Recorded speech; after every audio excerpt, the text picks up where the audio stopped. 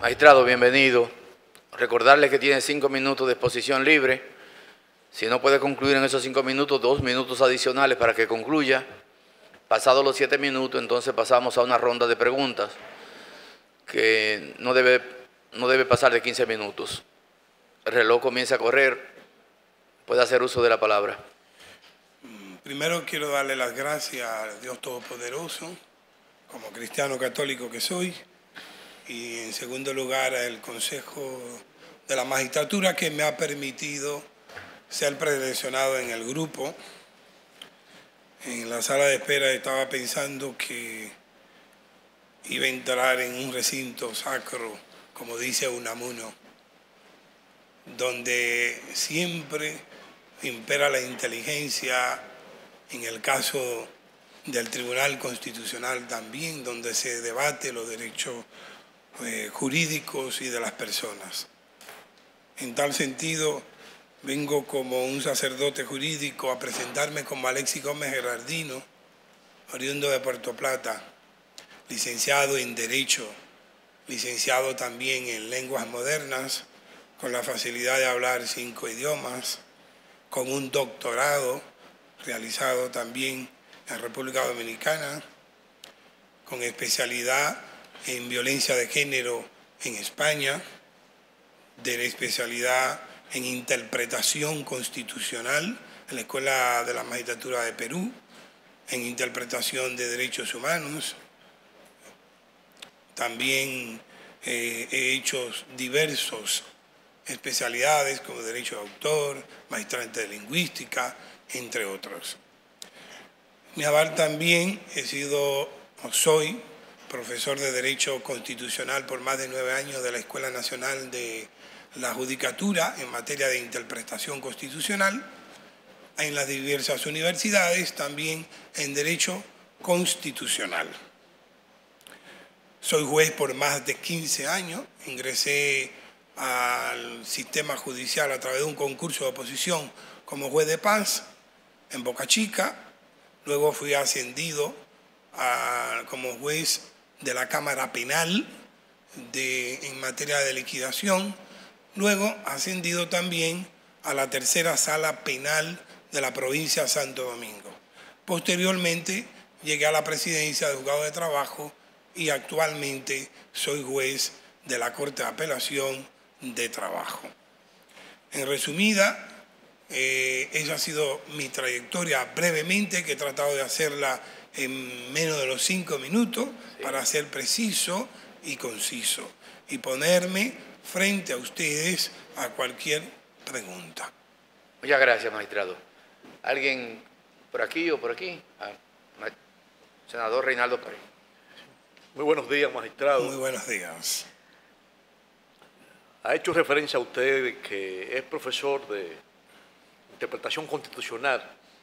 Efectivamente, el artículo 47 de la Ley Orgánica del Tribunal Constitucional trata lo referente a la sentencia interpretativa y especifica qué tipo hay.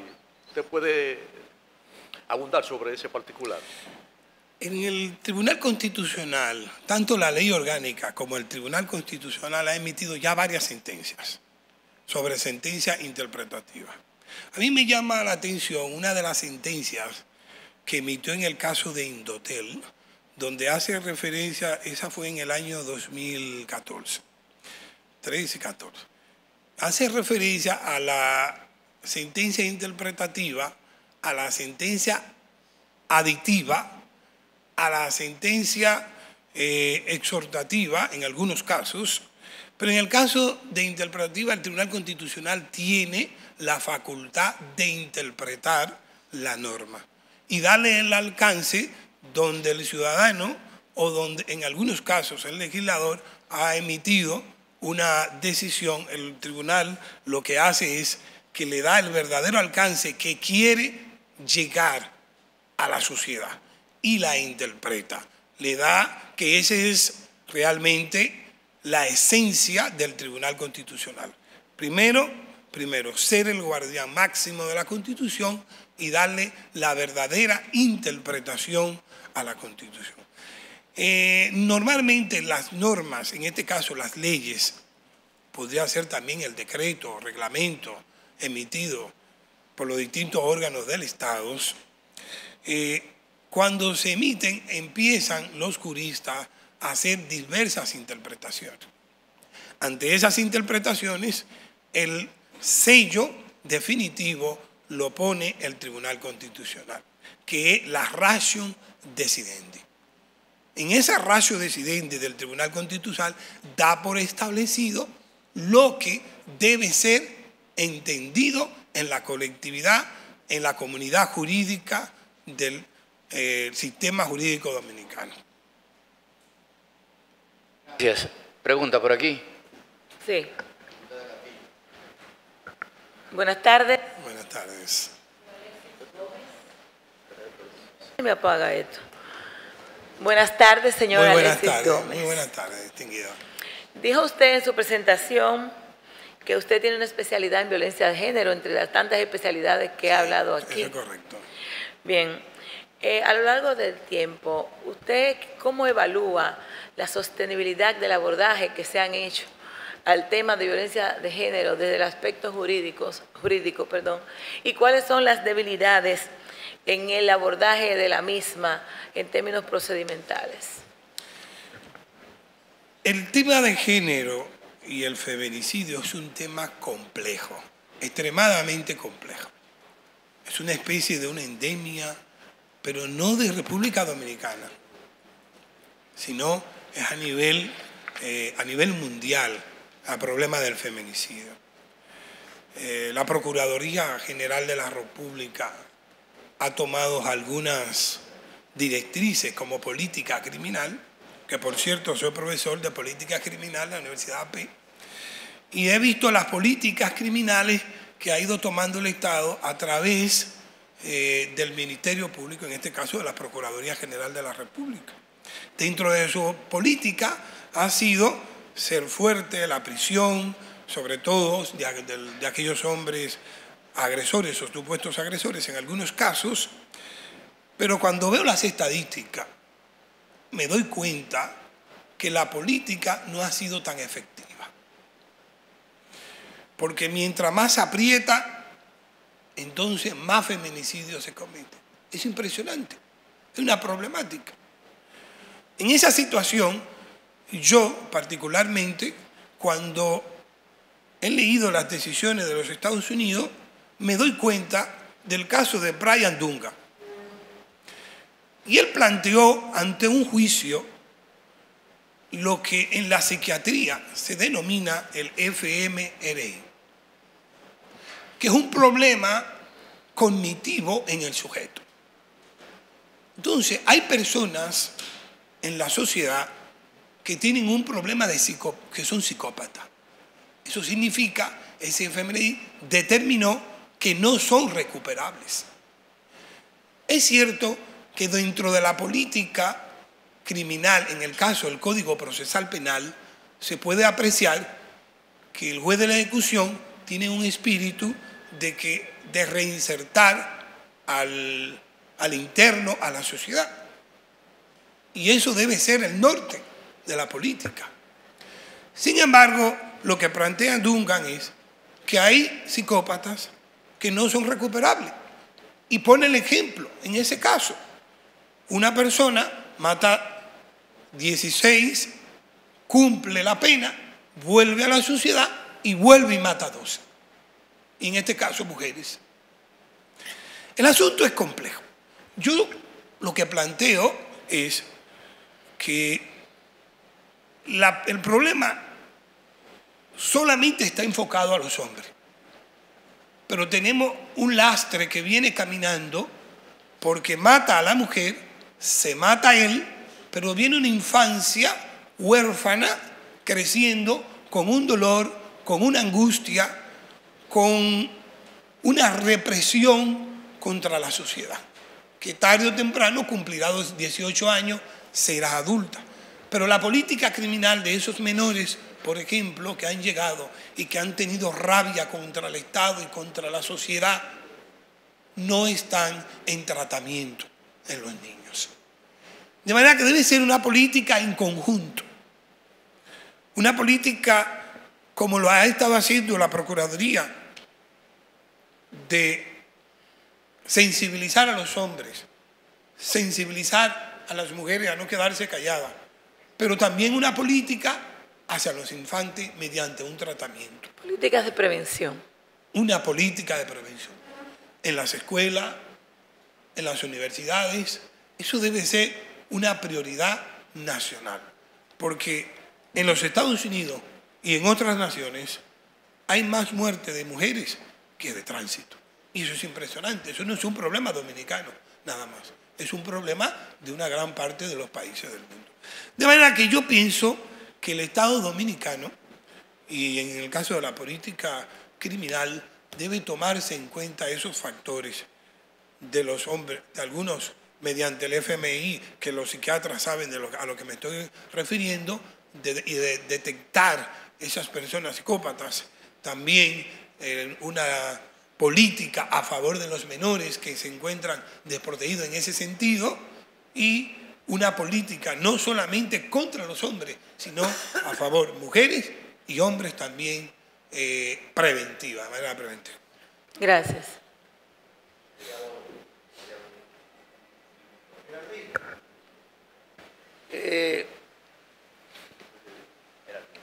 Sí, Gómez Geraldino. Gómez Geraldino. Gracias por recordar a mi madre.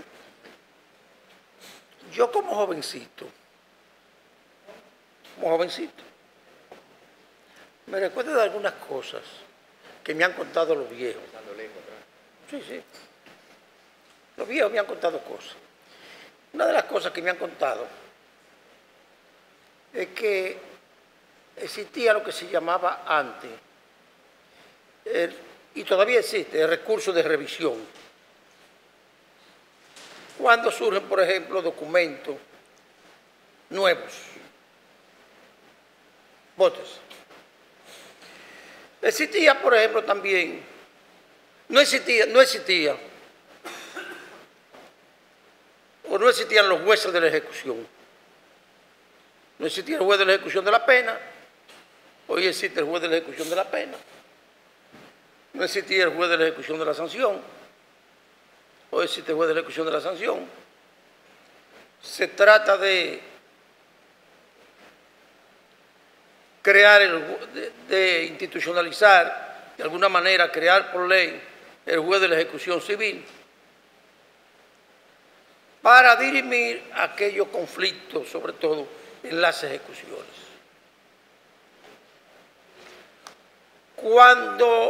Y yo recuerdo en el procedimiento civil, en los textos de los, el recurso de interpretación. Tiene ese recurso clásico de interpretación del proceso civil alguna vinculación con lo que hoy se contextualiza como sentencias interpretativas? Ha hecho referencia a varios tópicos y finalmente concluyó en el tema de la interpretación de un recurso. En los procesos ordinarios, como recurso de interpretación no existe en el sistema dominicano. No existe. Porque la interpretación... Pero existía en el proceso civil francés. Ah, no, claro que sí. Pero en este caso me refiero al dominicano. Sí, está bien. Obviamente que sí. Como recurso no existe en el sistema dominicano. Sin embargo, la interpretación es propia del Tribunal Constitucional. Pero no escapa, donde cada juez está en la obligación de interpretar. Es más, me voy mucho más lejos. Yo me apoyo en lo que plantea Richet. Richet es un alemán que pone un caso al Tribunal Constitucional Alemán y él dice, hay un letrero en el tren que dice, prohibido entrar perros, y un transeúnte entra con un oso. Entonces la seguridad le dice, ¿usted no sabe leer? Él dice, Ahí dice, no entrar con perro, pero yo voy con un oso. Entonces se arma el debate en una normativa, en un simple letrero, una cosa tan simple. Va al Tribunal Constitucional. ¿Qué hace el Tribunal Constitucional? Una interpretación análoga o una interpretación extensiva de ese imperativo que estaba. Eso quiere decir que en los casos de lo jurisdiccional, del Poder Judicial, todo juez tiene que interpretar. Porque no tendría, si no es capaz de interpretar, no tendría ningún sentido haber estudiado Derecho en la universidad ni en ningún lado. Cualquiera puede coger un código, lo lee, y uno de los métodos de interpretación que habla Savini es la interpretación sistemática o gramatical, que simplemente lo lee y punto. Pero hoy en día no se trata de eso. Se trata de mucho más que una interpretación gramatical o sistemática. La sentencia 168 que dio el Tribunal Constitucional Dominicana, lo que hizo fue una interpretación abierta, totalmente abierta, extensiva, apoyada en un método histórico. Y se va a una parte que ni siquiera le habían solicitado, pero usa el método histórico de interpretación para lograr sus objetivos. En conclusión, creo que es un deber de cada juez saber interpretar, tener dominio de los métodos de interpretación para poder hacer una verdadera justicia en lo que es el sistema jurídico dominicano. Una cosa es la interpretación en el curso de un proceso, y yo hablo de estrictamente el recurso de interpretación. No hay recurso de interpretación. Eso. Eso es lo que había dicho al principio. No existe recurso. Ok. Gracias. No hay más preguntas. Magistrado, muchas gracias por su comparecencia.